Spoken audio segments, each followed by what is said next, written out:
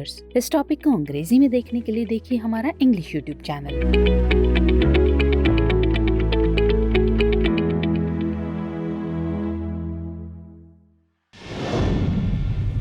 दृष्टि इसके to the point programme में आपका स्वागत है।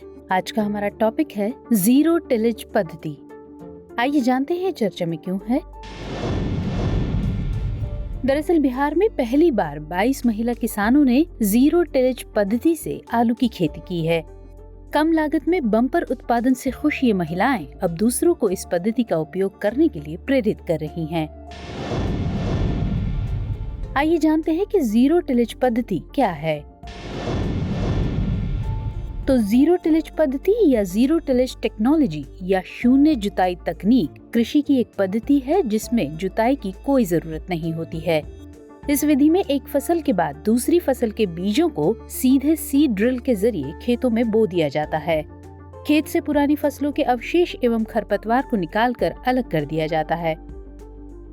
इसमें पिछली फसलों के आरक्षित अवशेष बीजों की क्यारी को ढक देते हैं और उसकी रक्षा करते हैं। इसे नो टिल फार्मिंग या डायरेक्ट ड्रिलिंग के रूप में भी जाना जाता है। आइए जानते हैं इसके लाभ के बारे में। इस तकनीक के जरिए उत्पादन लागत में कमी के साथ साथ बुआई जुताई समय से की जा सकती है। ये पद्धति मिट्टी की संरचना को बरकरार रखती है, साथ ही मिट्टी की सतह पर बचे फसल अवशेष मिट्टी की रक्षा भी करते हैं। ये पद्धति मृदा अपरदन और अपवाह द्वारा जल की हानि को रोकती है। नो टिल फार्मिंग वाष्पीकरण की प्रक्रिया को धीमा कर देती है, जिससे सिंचाई दक्षता बढ़ जाती है और अंततः पैदावार उच्च हो जाती है, खासकर गर्म और शुष्क मौसम के दौरान। इसमें भूमि की तैयारी के लिए इनपुट की लागत में कमी लाने के साथ साथ अवशिष्ट नमी का प्रभावी ढंग से उपयोग किया जा सकता है और सिंचाई की जरूरत को कम किया जा सकता है।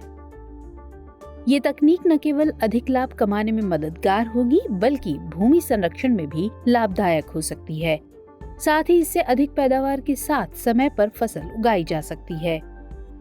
इसके अलावा मिट्टी के स्वास्थ्य के लिए महत्वपूर्ण मृदा सूक्ष्मजीव, कवक और बैक्टीरिया भी इस तकनीक से लाभान्वित होते हैं। क्योंकि जब मिट्टी को अबाधित छोड़ दिया जाता है तो ऐसे में लाभकारी मृदा जीव समुदाय मिट्टी के कार्बनिक पदार्थों को खा लेते हैं। पारंपरिक खेती की तुलना में इसमें बिना जुताई की खेती से श्रम, सिंचाई, ईंधन और मशीनरी आदि की लागत भी कम हो जाती है। इससे संबंधित चिंताओं पर नजर डालते हैं।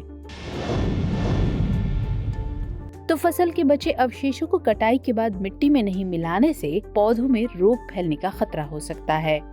ये रोग के लिए एक वाहक के रूप में कार्य कर सकते हैं और आने वाली फसलों को संक्रमित कर सकते हैं। नो टिल पद्धति के फायदे सामने आने में समय लगता है। इसके अलावा मिट्टी को अपनी संरचनात्मकता हासिल करने के लिए समय चाहिए, जो कि तुरंत होना संभव नहीं है। आइए अब बारी है आज के अभ्यास प्रश्न की। निम्नलिखित कथनों पर विचार कीजिए। 1. जीरो टिलेज खेती की एक ऐसी तकनीक है जिसमें मिट्टी बिल्कुल भी प्रभावित नहीं होती है। 2. नो टिल प्रथाओं से वाष्पीकरण तेज होता है, जिससे सिंचाई क्षमता बढ़ती है और उच्च पैदावार होती है। आपको बताना है कि इनमें से कौन से कथन सही हैं। ऑप्शंस हैं A केवल 1, B केवल 2, C 1 और 2 दोनों, या फिर D ना तो 1 और ना ही 2। तो इस प्रश्न का उत्तर कमेंट सेक्शन में देना मत भूलिएगा।